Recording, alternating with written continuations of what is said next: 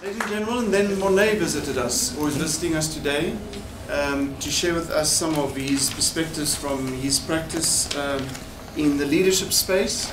Morne is active in that space. He's publishing, he's presenting, he's facilitating, he's doing research. So I'm very glad that you took the time to share it with us today. Welcome. Thank you. Thanks very much, ladies and gentlemen. Good afternoon. Thanks very much. I brought my own media. It's Good Morning Africa has decided to feature us, which means that the pressure on you, of course, is absolutely enormous to address some of the questions that I'm going to pose to you. I live in Cape Town, but it's great to be in Joburg. I work in Joburg quite a bit. I love it. It's a sort of a vibrant African city, and it kind of keeps you on your toes. You know, the fact that someone can come through the door with an AK-47 at any time, it keeps you alert. In Cape Town, the worst thing that can happen is someone comes through the door with a really bad Cabernet Sauvignon.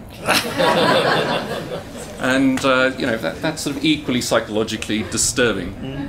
So I spend a lot of time here. I'm married. Is anyone else married?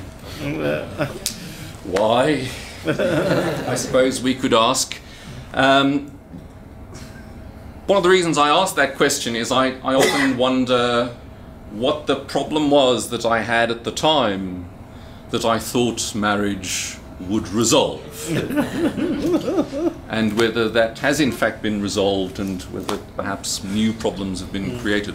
I also have a 6-year-old. Does anyone have children? Yeah. Why? You can pose the same sort of question, can't you? Did the problems that you have at the time necessitate this as a solution in your thinking? And what other challenges has this created? As you can see from those random examples, not everything we do is necessarily the result of the best possible kind of thinking, and sometimes very little thinking at all and seemed like a good idea at the time. So that's essentially how I spend my life, not getting married and making babies, but thinking about the world of thinking.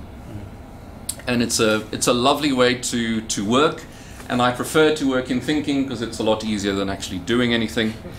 And so really what I'm going to share with you is some of the stuff around the book that's come out. And it's really fitting that we have this conversation at Da Vinci, because actually the book was born here. It's the result of the research that I did at Da Vinci. And I think, Professor Anderson, I'm still the PhD student at Da Vinci who did the most Curiositas. Which is a sort of, as I can see from your reaction, a double-edged sword. Because on the one hand, it demonstrates tremendous courage to propose your ideas to a large group of people. On the other hand, it does rather smack of, you know, a degree of uncertainty and insecurity. And so to keep that record going, I've decided to return and share with you some of the thoughts. Now, I had a fantastic slideshow for you, but there's a moratorium on slides, you know. So we're going to just have to talk about this. But I have brought a copy of the book, which, if you wouldn't mind, if you could just hand me the book. There we are, and it's called Systemic Leadership Learning, Leadership Development in the Era of Complexity. Leadership Development in the Era of Complexity. And the question that I really had is, how do we grow leaders? And so I really find it very interesting, Dave, listening to you, because you're asking about growing artisans. And I listened with tremendous interest to all the kind of multiple dimensions that are clearly relevant here. So this is the rewrite of the thesis, and it came out about 1.5 years ago now, 18 months ago, and people are actually buying it, which is quite extraordinary. And I suspect that is because I'm not sure we've actually cracked it. You know, I'm not sure we've actually finally figured out how does one grow a leader, especially in the sort of world that we're in now, which I'm characterizing in an article I'm working on for Stellenbosch Business School called The Era of More. The Era of More. More money, more staff, more wealth, more luxury, of course. But at the same time, more competitors, more problems, more complaints, higher attrition rates, greater need for new management and leadership theory at the same time. And that complexity seems to be almost overwhelming for many leaders. And so the idea was, and still is, and I'll share a little bit later some of the recent work I'm doing, the idea is, how do we help managers and leaders to do better? And so my interest is particularly in the kind of thinking space, but maybe just one or two things about the book, if you'll allow it. What is interesting is, you know, there's always a misprint somewhere, which even after 17 edits and professional editors having looked at it and publishers having looked at it, there's a glaring difference in the subtitle between the cover page and the title page inside. You'd think you'd pick it up after about 17 iterations, but there you are. So on the cover it says Leadership Development in the Era of Complexity. On the title page it says Learning to Lead in the Era of Complexity. And I'm kind of glad I got away with that. I'm not sure many books can say that. I have to say that writing the book after a thesis was a little bit like hard work.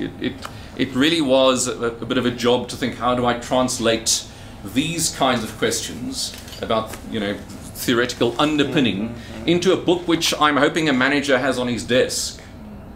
And your experience may be different, but very few managers in the many launches that we've had of the book have asked, what of the theoretical underpinning?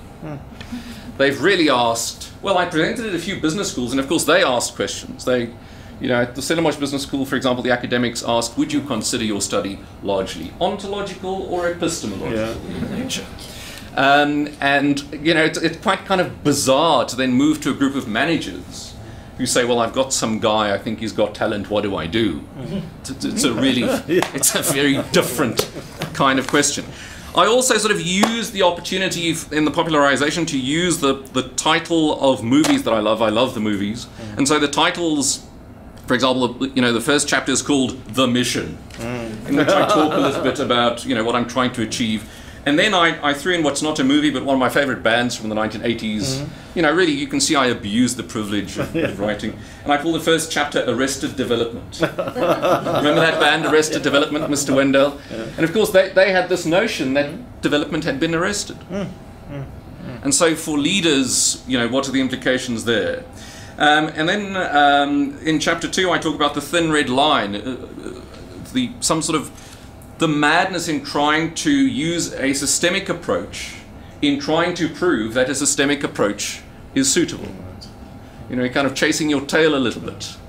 And just the dilemmas in then presenting the next chapter. So some of the sub-chapters are called things like Fiddler on the Roof. And I thought, what do I do for a living? You know, in a sense, I'm a fiddler on the roof.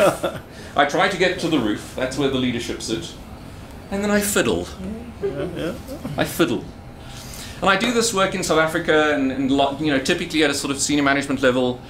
And the book is prescribed for the executive development program at the Stellenbosch Business School, and also interestingly for the MPhil in coaching, because they sense the value that it might have for learning and leaders at the same time.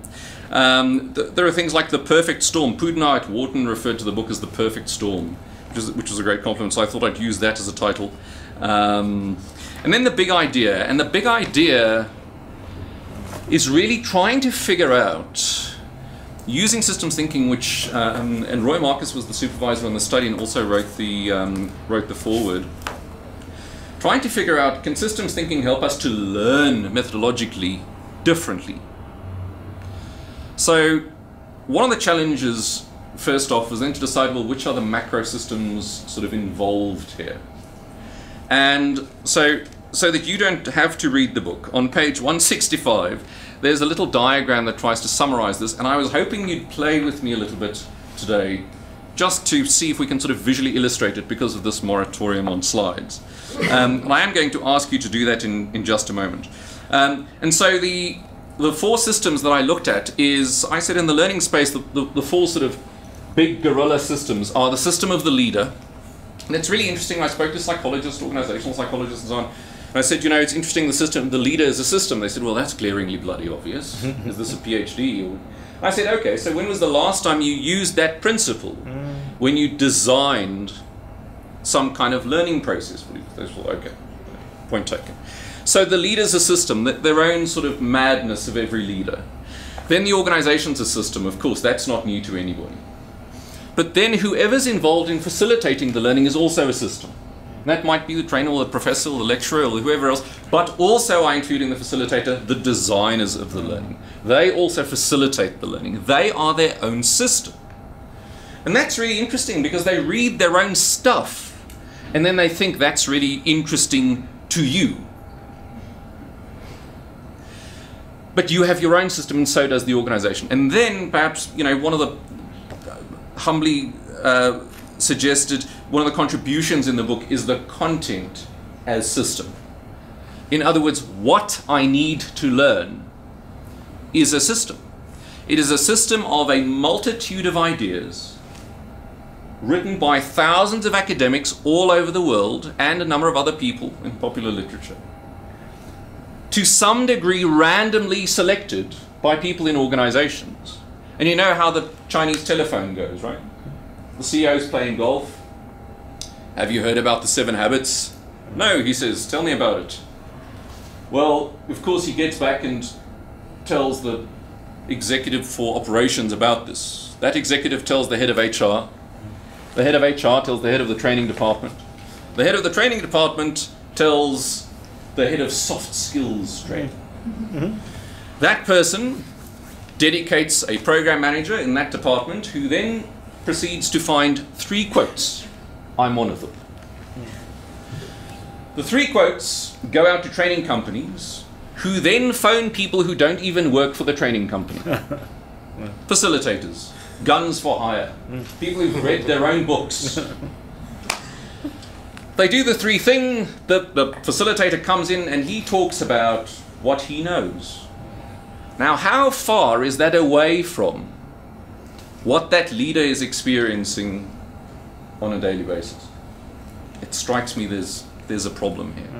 And that's one of the reasons, Benny spoke about a global perspective, why PwC published a study in 2007 that found they surveyed 15,000 organizations, and they found that in more than 80% of the cases, the leadership development programs, you know what they cost, had 0 return on investment. Sure. Nothing. 0. We might as well not have done it. So I thought, gosh, it's not just my sense, it seems there's some evidence to support this idea. So the leader's a system, the organization's a system, the facilitator, the designers are a system, and the content is a system. Who do you include and who do you exclude in that content? So that content has a permeable boundary, it has its own process of self-organization, all that stuff you guys are learning in systems thinking. So these kind of big 4 guerrilla systems all bounce in against each other. And then some fascinating things happen. And they do so against the background, the book suggests, of 4 fields of study. The study of systems thinking, holism and interconnectedness and some counterintuitiveness. The study of learning, how you conceive of learning, what you think of it, your philosophy, and how you define it. And education. The study of leadership, how you conceive of what a leader is and how that manifests itself in the world. And then the study of story or narrative, as it's more often called. And then these systems kind of are all interconnected, which means that the leader has their own story, come from their own system, have their own view of leadership, and, of course, which one have I missed out? Have their own learning needs. But the organization is its own system, has its own story, has its own system, with customers and customers' customers and competitors' customers and competitors' competitors. The design facilitator team has its own system, its own story, its own learning needs, which it often hides because it's supposed to know everything. And its own view of what leadership is. And by the way, so does the content. The content has a story. As academics, you know that's called provenance. The content has a story. The content has its own system. Academics influencing each other at conferences all around the world. The content has its own view of leadership, which may or may not be appropriate here in Johannesburg at the southern tip of Africa. So, it's a mess. As we say in systems thinking, it's a mess. And these things bounce against each other and then create some astonishing fireworks, which the book tries to explain a little bit. And so it's very difficult to get practical with this. But you have to at least say, let's allow these systems to confront each other. And let's allow these fields to at least, you know, I do systems thinking in various organizations in South Africa, as I've said, you know, A lot of areas in Africa in the last few years, quite a bit in Dubai in the last few years. And it's quite intriguing to me. Firstly, I say to them in almost all of those places, I say, you are having tea with your aunt. It's a good thing, right? You're having tea with your aunt, and your aunt says, you know, the world used to be... Complete the following sentence. And what's fascinating to me, whether it's in Dar es Salaam or in Kigali or in Dubai, they say simpler. So now we're trying to get leaders to learn in this kind of space. So as part of the research, I had a photographic exhibition which was really quite interesting, one of the Curiositas I hosted. And I had this experiment where I tried to say, well, maybe the content is too rich, and I just showed people random photographs randomly taken from my own travels, and I asked them two questions. I said, what does this photograph say about what your organization should do differently? Pat, I think you were there. What your organization should do differently, and what you should do differently as a leader. In other words, no other briefing. I just showed them a random photograph of a tree or the Spanish Steps in Rome. What's astonishing is we had about 40 odd people there. They're all from different backgrounds, engineers, accountants, all sorts of people. Not one person couldn't answer the question. So I thought, gosh, this is a disturbing finding. How is it possible that with the utter randomness of just my selection of photographs, people can give feedback that they've learnt in this development process with no other input? And so I developed some work around what I've called the requisite thought architecture. Just enough input for leaders to navigate their own system, not to overwhelm them with it, as I am rapidly doing with you. So some of the other chapters, just for interest, are called Sense and Sensibility, The Phantom Menace, Twister. Is it making sense? I also had a streetcar named Fear and Desire, which I thought, you know, there's Pride and Prejudice, Secret and Lies, Prince of Tides, which was about rigidity and fluidity. The Awful Truth, No Country for Old Ideas. I had to change that one. Independence Day, Rain Man, From Here to Eternity, The Sum of All Fears, and a number of others, including the most recent Horrible Bosses, which I hope you did not have the displeasure of seeing. And then towards the end, what I really liked was Dangerous Liaisons, as one sort of alternative. I have to say the title is not funky and catchy and sort of marketing oriented. Some of my more deviant friends said there must be easier ways of making money from books. You know, did you consider, for example, 50 Shades of Leadership Development as an option? And it's got, it then sort of concludes with All the King's Men and the Remains of the Day, and there's an extensive sort of reference list at the end. So, how much time have I got, Ben? About another 20 minutes. Okay. So, since people actually bought the book, I thought, gosh, this is interesting. I thought, you know, it would be mainly my mother, which it was in the beginning. And then I sort of thought about, if you apply systems thinking to systems thinking, what do you learn? I thought, well, the first question that a systems thinker asks, Lorraine was in my class, as you might remember. I must just say, you won't recognize me, Lorraine, from what I used to look like when I was writing the book. I've lost 20 kilograms since, and gained some hair, and some knowledge peculiarly about hair products, which you don't care to learn about. But I asked about what does systems think, what happens if you apply systems thinking to systems thinking, and the first question a systems thinker asks is not what are the parts, but what is this a part of? And so what happens if you apply that to systems thinking? If you say systems thinking, what is it a part of? And one of the containing systems is that it is part of thinking. And so the question I'd really like to ask this audience is, the second question that a systems thinker asks is, what is the purpose of the containing system? In other words, what is the system of thinking aiming to achieve? The third question is, what is systems thinking doing in order to achieve that purpose? And then we start asking what else is in the containing system and what else is going on.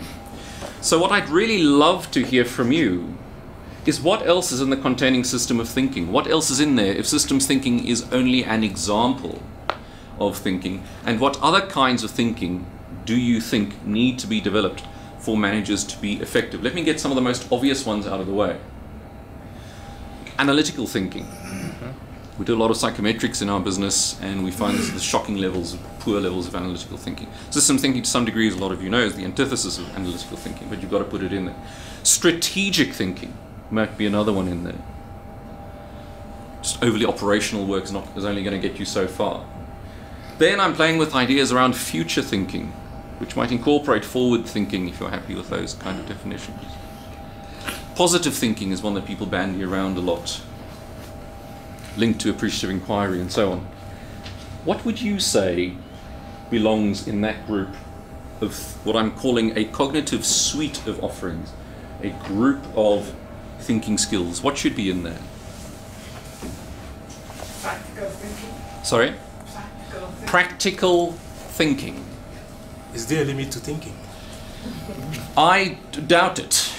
I doubt it. So how do you determine the boundaries of that? Well, why don't we? Well, what systems thinkers like to do is to worry about that question right at the end. Have we not gone too far? Because if by asking that at the beginning, you sort of limit the possibilities. So I agree with you, you can go too far, and it's probably limitless. But I'd love to have some other flowers in the bouquet. Maybe practical, can you give us something more on practical thinking? I think just to be able to apply, thinking on its own is totally useless. Yeah. Unless it results in action. Yeah. And to do that, you actually need some kind of relation, some kind of being in touch with reality. Okay. What the real world really like instead of this very academic, yes, intellectual, what is the word? Well, I would, if I may, challenge your idea that thinking does not have value in and of itself. But you know, let's not perhaps go down that road. Well, let me pose it. It just comes to my mind. Somebody once said, I wonder how would the world look if I sit at the top of a light beam and I move at the speed of light. Yeah, that was Einstein. Okay. So what thinking is that? Possibility. Possibility thinking. That's very nice. Well, I mean, that was Einstein. Yeah. And we all knew what happened later. Yeah. So I'm more concerned that our thinking is almost wanting to be told something. Right. And I see very little of a responsive thinking. Ah. So it's almost if this thing is dead, and then you must feed it, and then it'll come alive.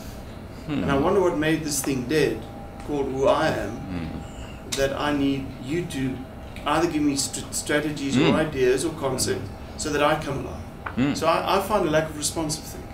Ah, okay. We've got practical thinking, we've got possibility thinking. Creative thinking. Creative thinking. Yeah. Yes, I think you'd have to put that in there. Yeah, there's somebody. Scenario thinking. One of the dilemmas in trying to answer that question, by the way, the publishers have now said that they'll publish a book on this, because it just seems that... So you can all be part of the IP. So you can all be part of the IP. Because my submission to the authors was, I think there's been a hypercorrection on the emotional scale. I'm sure Gerda will disagree with me. But I think in the last 15 years, there's been a hypercorrection to thinking. In the sense that the focus on emotional intelligence has become so overwhelming that you know, every second bored housewife is a leadership consultant who wants you to get in touch with yourself. And I think there's, you know, I now come across entities, teams who get along famously and fail horribly. And I wonder what's going on here. So, what causes you to think? What feeds that notion that you must think? What is it? The brain. Yeah, but what tells the brain? Yeah. Think about something. It's because someone has come up with a theory, and you look at that theory and say, okay, I'll follow this theory, but who tells me that that theory is correct? Just because someone had the possibility of writing that theory in a very specific way, of the way he thought and saw. Sure.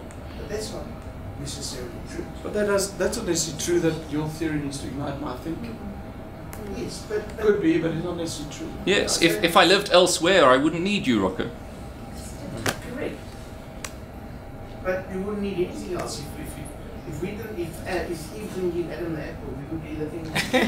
Yes, but in systems thinking, we say there's always multiple causality. Always, always, always, always. Something is never caused by just one thing. Okay, so okay, but where does it originate? It's an ontological question. What do we base our thinking on? You know, maybe approaches epistemology. How do I decide what is a valid way to think? One of the difficult questions here is what to think about as opposed to how to think. Methodologically, how do I approach this? Do it differently to what you've been taught. Well, it depends, because if what you were taught was correct, you may not want to change You that. said it's correct. Gerda and then Lorraine. So what's the question? Well, what my selfish need is in this esteemed audience that we have here, in all of your multiple hundreds of years of experience collectively, what else is the kind of thinking that you think should be developed? I think an understanding of why people think differently. Right. And we've just had an example of it going around the room, that everybody has an approach. Let's call it an approach.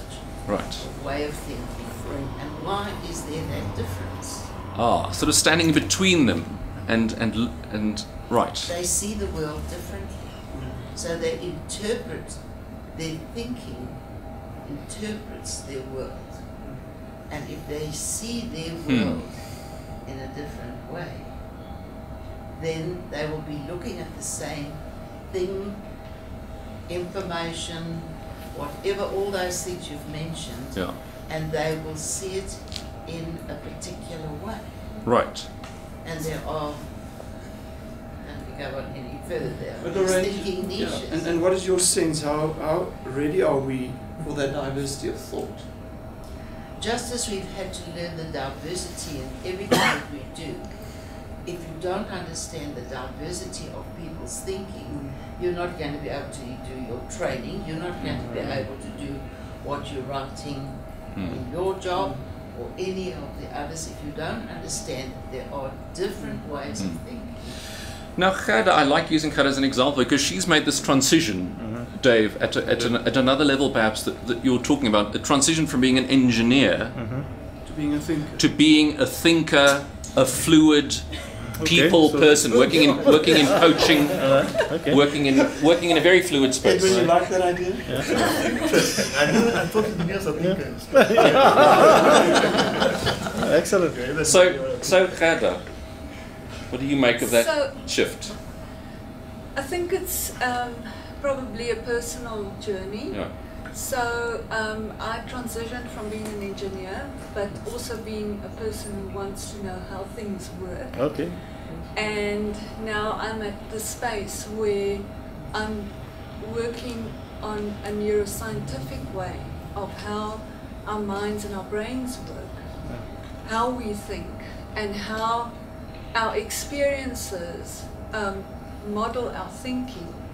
And now I work with people in business and in personal life on how can you either improve that or undo that thinking that modeled your way to where you are.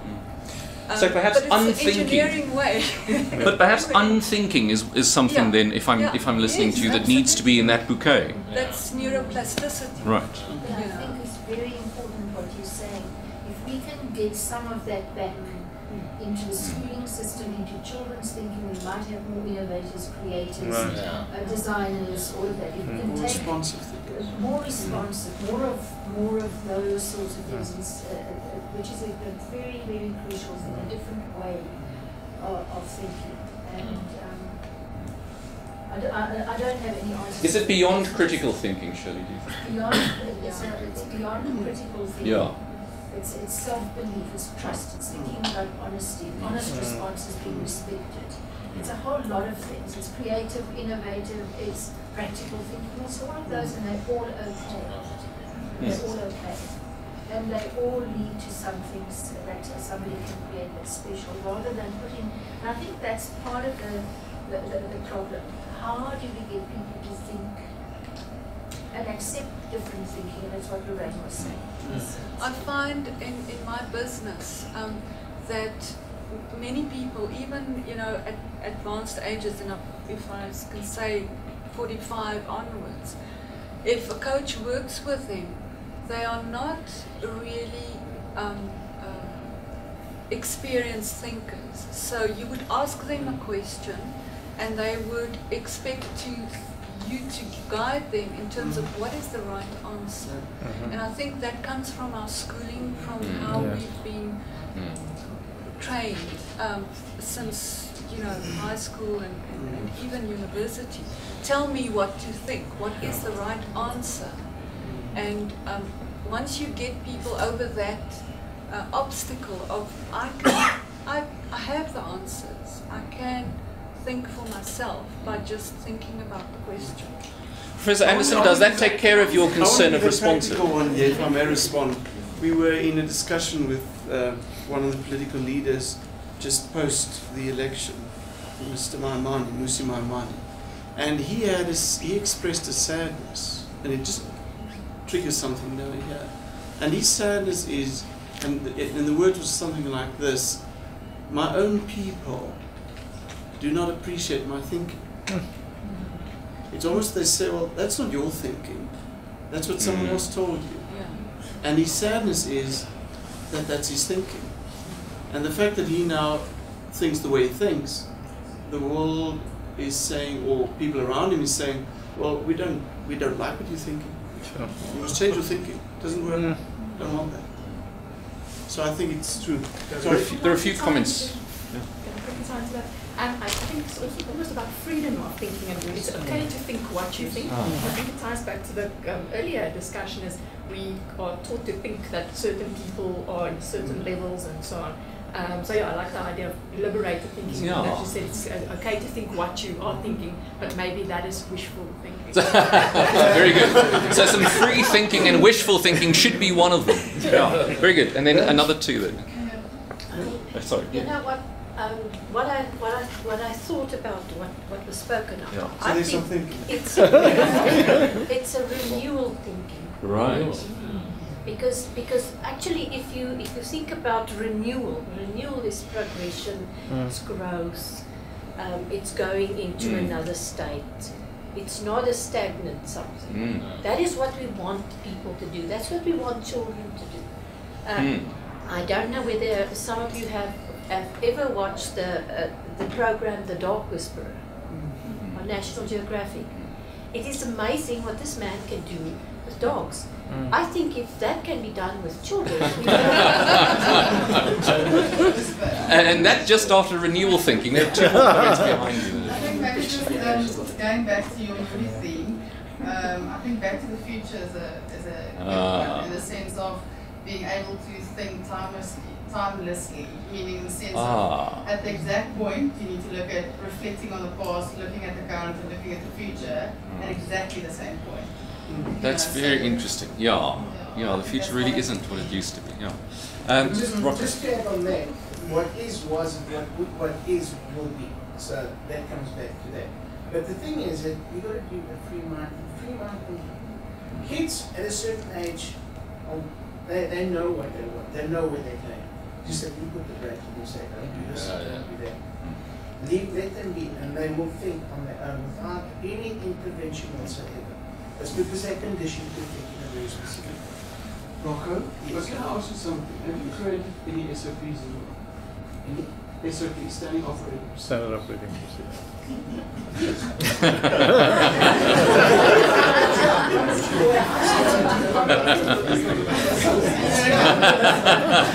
Several SOBs, yes. Please. Just a comment about the unthinking. Yeah. I really feel very uncomfortable about unthinking. I think it's more deconditioning. You know, Okay. there's this sort of vacuum. That's more behavioral though, isn't it? It's less cognitive and more behavioral, I would say. What about thinking with the heart? Or is that too fuzzy? What about contrarian thinking? I can invest. Yes, I love that. That should be in there. So when you make a decision, once you're kind of deciding which one is the right decision, think of the exact opposite and the implications if the opposite is actually true. Yes. It's a very useful Paradoxical. Paradoxical thinking. I like contrarian thinking. And I must just compliment the audience on the remarkable ability to avoid De Bono's 6 thinking hats in this conversation. Thank you, I really appreciate that, because it does move the conversation on 2 decades later. Other thoughts? I think I have another 2 minutes. So yeah, there's just something else. Why don't you put these balloons in? What do you think, Rocco? Actually, what I was thinking, what are we going to do with this? That's a sign of something. There is a question you made it as a passing comment, but I would have liked you to, because perhaps you have applied your mind in this thinking now as an intellectual abstraction kind of stuff. Maybe we haven't done it. You said something about what's the origin of thinking. Yes. What triggers thinking? Yes. You haven't addressed that issue. Well, I was hoping you would. No. I can give you my view, but you threw it to us. Yeah. But I wanted to get your idea of what is what from your own. If you have to go to originality. Yes. Because you see, this point is. I was reading something some mathematicians and physicists we are dealing with about the origin of time. Yeah. You know. Yeah. So I think they have quarreled with that. Over time, at a point they said, you see, yes, our concept of time is a function of motion. Yes, yes. Okay? So if we get to the point where there was no motion, then there was no time there. Yes. Beyond that, there was no time. Yes. I think they had sensibly got to that agreement. Yes. Yes. Now, all the thinking that we are thinking about, the origin of time, not the origin of time, yes, the origin of thinking. Yes. You know, it was quite interesting. You know, one guy said that, like we're asking how did God start? You know, some guy said, sometimes some particles and some matter became aware of themselves. Yes. Yes. Yes. I love that. Yeah. So they became aware of themselves. That's how God came to be. Yes. That's interesting, you know. Yes. So how do you think that thinking started? Well, one day, long, long ago, I would hate to give you an oversimplified answer, but I would say that motion is to time what thinking is to need. And so, it gets into a really, in other words, in the absence of need, would you find any thinking? Well, then we can debate the definition of need, as I'm sure all your academics around the room would want to. But I think that's one of them. Having said that, again, from a systemic perspective, there is always multiple causality. In other words, there is never just one thing. So I think the need argument is perhaps a utilitarian argument that says, we needed the notion of thinking in order to solve some sort of problem. And that's why we have the capacity. But then you get into interesting arguments, as I do with biologists, about whether, for example, trees think, because they have needs. So that proves the systemic argument that a singular cause is unlikely, because you could argue that trees have needs, but whether they think, you'd have to redefine what you consider thinking.